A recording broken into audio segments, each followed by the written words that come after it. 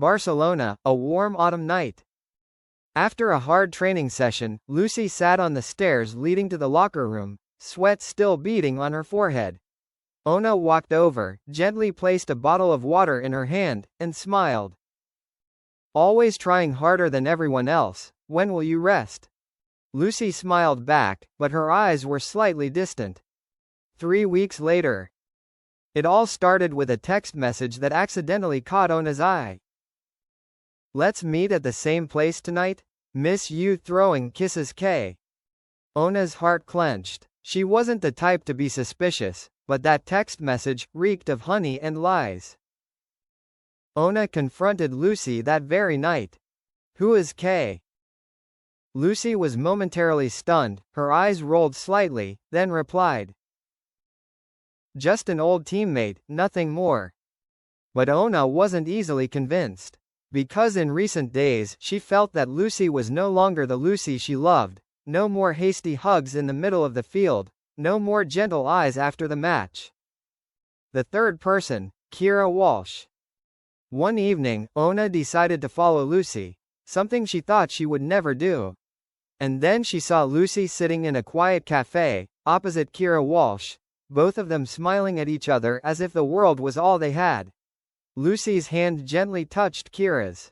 That gesture was enough to break Ona's heart. Confrontation. During a private practice session, when there were only 3 people on the field, Ona threw the ball towards Lucy, harder than necessary. "You're avoiding me because you feel guilty, right?" Ona blurted out. Lucy turned around, her eyes glistening with tears. "No, because I don't want to hurt you anymore." Ona growled. "And yet you still did it." Kira stood far away, silent. She knew she was the cause, but she didn't apologize. Deep down, she believed that her feelings for Lucy were real, and Ona was just a beautiful memory for Lucy. Choice. At the end of the season, Lucy was called back to England to prepare for the World Cup. Before the flight, she went to see Ona. "Can you say anything to make me forgive you?"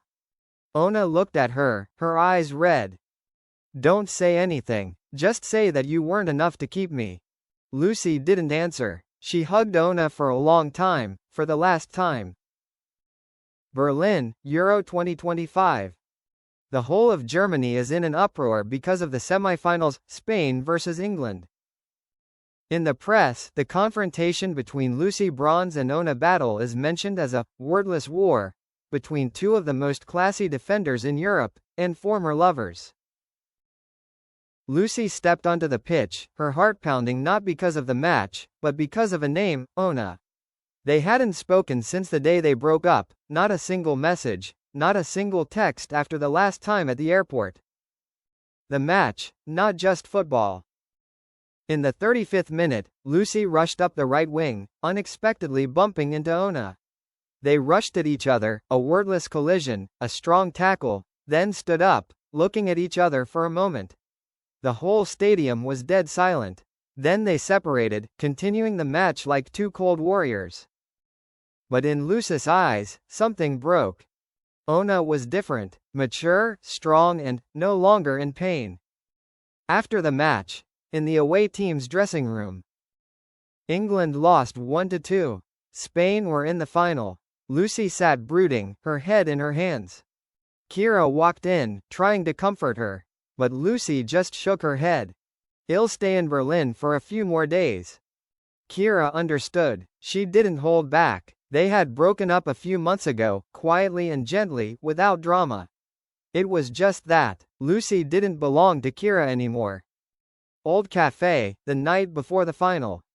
Ona was writing something in her notebook when Lucy came in. She didn't sit down, she just stood. "If you chase me away, I'll go." Ona didn't look up, she just said, "Sit down, I have something to ask you." Lucy sat down, relieved but nervous. "Back then, was there a time when you really loved Kira more than me?" Lucy was silent. Then, "I didn't love Kira like I loved you. But at that time, I was afraid that you would leave me first. And I chose someone more predictable." Ona laughed, not angry, not sarcastic. You know, I've been waiting for you to apologize for 4 months. Lucy bowed her head. I'm sorry, for everything. Affection, again? That night, they walked along the banks of the Spree, as they had before. No one talked about tomorrow. Only the present. Lucy held Ona's hand, for the first time in a long time. Ona didn't pull her hand away. If you want to start over, then this time, don't be afraid. Ona said. Lucy looked at her, her eyes filled with tears. This time, I'll stay. No matter what. A month later.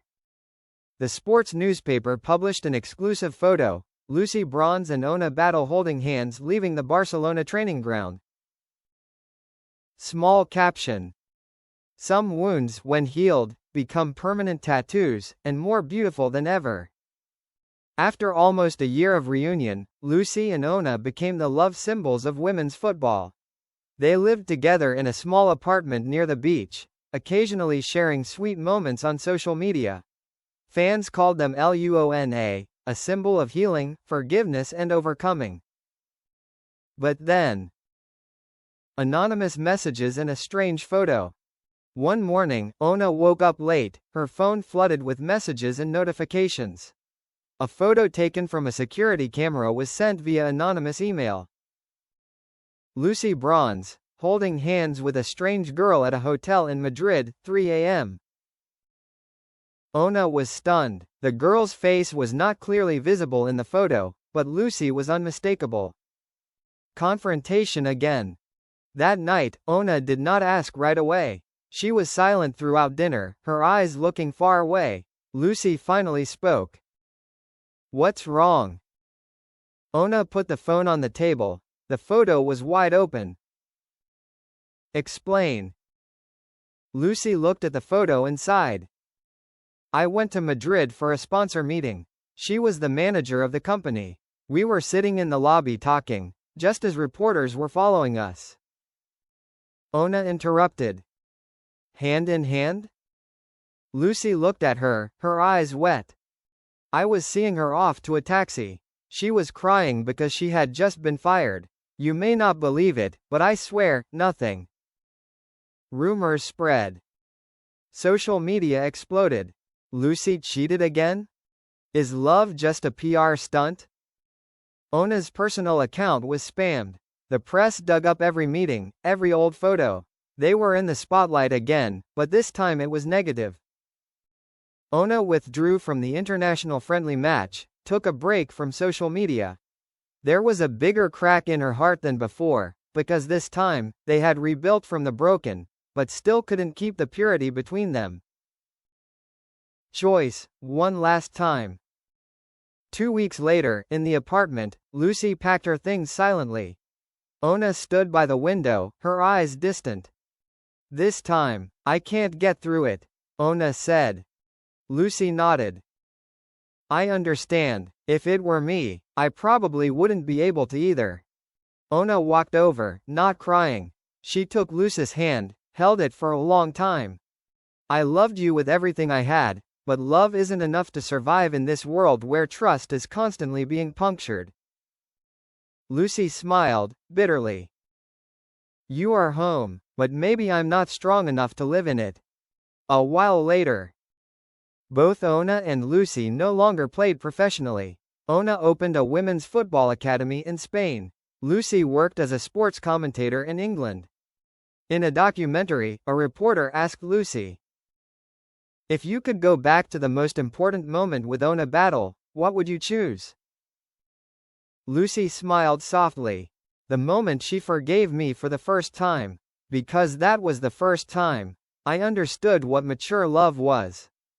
As for Ona, when asked if she regretted it, she simply said, I don't regret falling in love with Lucy, but I learned that sometimes loving each other doesn't mean being together forever. Ending. No longer each other's, but forever apart. A final photo in the documentary. Lucy sits in the stands, applauding as Ona's academy wins the youth championship. She stands up, turns around and walks away, smiling. In the distance, Ona stands on the sidelines, bowing slightly to Lucy, as light as a breeze, but deeper than any words.